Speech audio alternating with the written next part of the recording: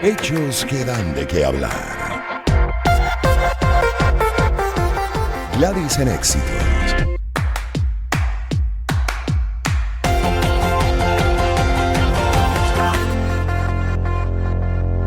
Hechos que dan de qué hablar y que preocupan. Cada año los informes sobre deforestación en la Amazonía confirman que el bosque tropical más grande del planeta está perdiendo su cobertura vegetal a un ritmo acelerado. Deforestación, degradación, actividades ilícitas están acabando con la Amazonía, pero para ya los detalles tenemos a Viviana Sucre, biólogo con maestría en gerencia pública y directora ejecutiva de Provita, parte de la junta directiva de la Red Amazónica de Información Socioambiental georreferenciada y parte del Consejo de la Unión Internacional para la Conservación de la Naturaleza. ¿Cómo estás, Viviana? Buenas tardes, bienvenida. Hola Gladys, muchísimas gracias. Feliz tarde para ti también. Gracias a ti por dedicarnos estos minutos y para hablar de ese pulmón vegetal tan importante para el planeta. ¿Qué se ha podido hacer hasta ahora?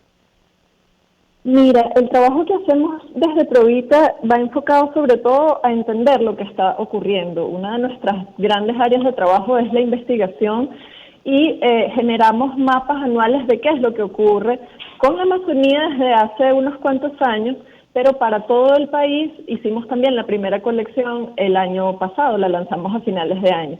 Este esfuerzo se llama MapBiomas Venezuela y pueden consultar muchísima información sobre qué pasa con no solo los bosques de la Amazonía, sino todas las formaciones naturales del país, es decir, todos los tipos de cobertura natural y cómo han ido cambiando hacia usos antrópicos desde el año 1985 hasta el año 2022. Y bueno, este análisis pues nos da resultados que realmente llaman a la reflexión y que hablan de dos historias muy distintas de lo que ocurre en el país al norte del Orinoco y lo que ocurre en la Amazonía. Y bueno, les puedo contar un poco de eso, que básicamente es como, sí, bueno, lo primero es que los paisajes al norte del Orinoco son los que más ha cambiado, ¿no? En todo el país hemos transformado alrededor de 77,000 kilómetros cuadrados de esa cobertura natural. Cobertura natural nosotros llamamos a todo lo que naturalmente era así, desde bosques arbustales, también sabanas, manglares, herbazales. Y estos 77,000 kilómetros cuadrados, oye, cuando lo pensamos es mayor a la superficie total de Panamá. O sea, es la extensión de un país que hemos transformado, ¿no? Y bueno, eso es, lugares que eran ciertos rasgos, cierto tipo de ecosistemas, cierto tipo de vegetación naturales y pasaron a ser algún tipo de uso humano, principalmente agricultura, ganadería, pero también nuestros asentamientos urbanos, la minería, la acuicultura. Y desde luego que necesitamos agricultura, necesitamos ganaderías, necesitamos lugares donde vivir, pero lo que nosotros pensamos es que podemos hacer mejor la planificación de nuestro territorio. ¿De qué manera bueno, también, Viviana, para entender hacia dónde debemos apuntar? Porque lo que acabas de decir, eso es muy totalmente. importante, el desarrollo, bueno, pasa también por, en este caso además en Venezuela, que sabemos que tenemos ahí una fortaleza, el desarrollo del campo. Y Sí, cómo hacer para que esto no compita con pues lo que es la defensa también del medio ambiente vital. sin duda, y además es perfecto hablar de esto en un día como hoy que es tan emblemático para la democracia en Venezuela. Tiene que ser un proceso democrático, tiene que ser un proceso de planificación y de participación pública en las decisiones sobre la gestión de nuestro territorio. En Provito tenemos mucha información sobre especies amenazadas, dónde están, dónde dejaron de estar y pudiéramos recuperarlas, sobre también cómo, por supuesto les comentaba, cómo han cambiado nuestros ecosistemas, nuestras formaciones vegetales, nuestros paisajes naturales, y toda esa información se puede utilizar para hacer esa planificación territorial y llevarla a consulta y a discusión con la ciudadanía en general, ¿no? Esa es la manera. Y la Amazonía en particular representa una oportunidad inmensa para hacer eso, ¿no? Es una zona que, si bien, bueno, parte de nuestros resultados es que se han perdido dentro de la Amazonía alrededor de 6,000 kilómetros cuadrados, o sea, se han transformado de esa cobertura, de esas distintas formas de coberturas naturales, se han transformado 6,000 kilómetros cuadrados desde el 85 hasta el 2022. Eso es 6 veces la superficie de la isla de Margarita, transformada. en gran medida por agricultura y ganadería, pero en los últimos años hemos visto un crecimiento muy grande de la minería, como se ha comunicado bastante, ¿no? Y esas son discusiones, o sea, y bueno, en fin, eso tiene toda una serie de efectos, por supuesto, sociales, pero todo eso podemos planificarlo, o sea, nuestro mensaje no es no podemos tocar nada, nuestro mensaje es hagamos una planificación de la mano, además, sobre todo de las comunidades que se ven más afectadas por esos procesos de transformación, los pueblos indígenas cuyos derechos se ven constantemente vulnerados por esas actividades de minería que ocurren de forma muchas veces muy desordenada y con impactos en contaminación y violencia.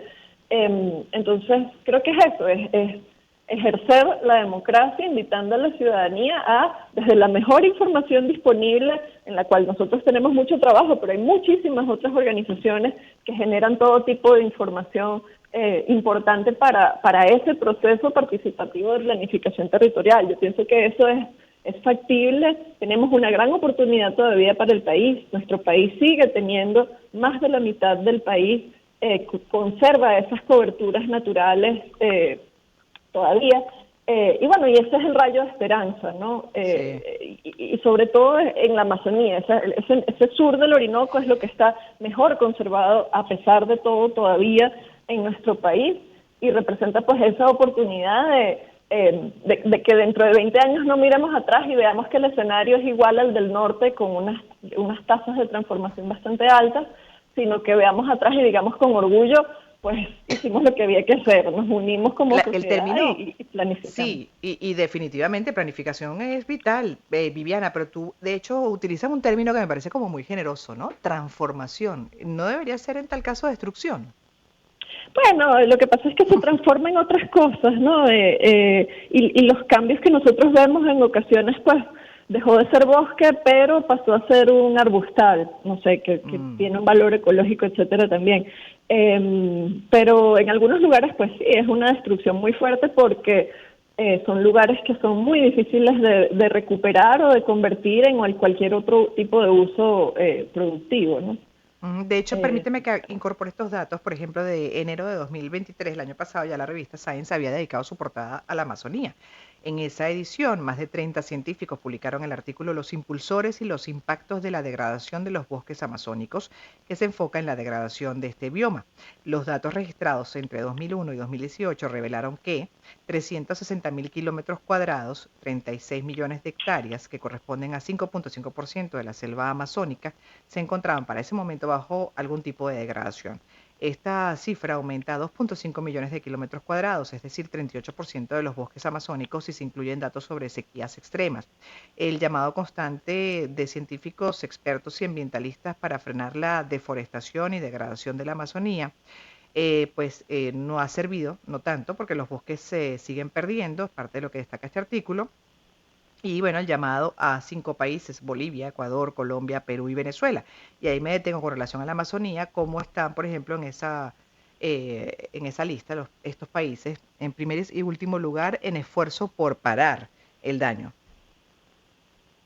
Los esfuerzos son diferentes, ¿no? Ajá. Y los impactos son diferentes. En Brasil es donde ha ocurrido mayor parte de, bueno, esa transformación o esa deforestación y degradación, porque estos análisis que hacemos los hacemos también como parte de una red y cada institución de cada país pues hace el mismo tipo de análisis para sus países.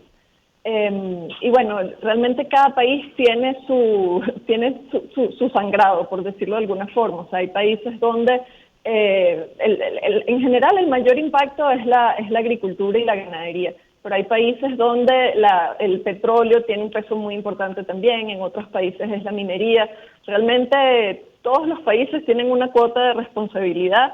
Y bueno, y en Venezuela sí, tenemos este crecimiento, además de una minería en muchos casos ilegal, porque ocurre minería dentro de parques nacionales donde no debería ocurrir, ocurre minería dentro de territorios reconocidos como territorios indígenas donde no debería existir.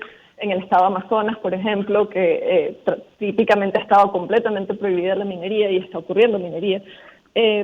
Pero a pesar de eso, no sé, tratando de enfocar en el lado positivo, seguimos teniendo una Amazonía relativamente mejor conservada en comparación a a esos países también, en cuanto a cuánto del bosque permanece en pie.